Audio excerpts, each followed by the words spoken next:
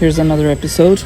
And of course, at least once a month, the horse beds need to be replaced. So I will show you one trip, but basically I will do about 12 or 13 trips like this, because I don't want to be wasting my time taking videos. All you need for this is to take your security measures and to be physically fit. So strong is not the right word. Fit is the right word. You could be strong, but you may not have enough endurance to do it over and over again. So I will be doing this trip like 12 times, but I will take a video of only one trip just to give you an idea of what it is like.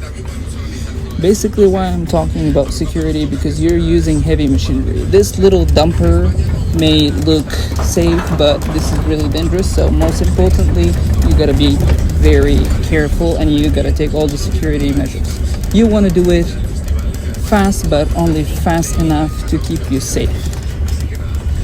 So enjoy watching the video, and if you have any questions, please let me know.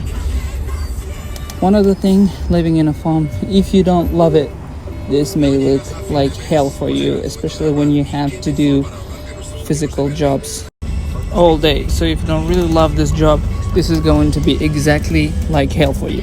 See you in the next video.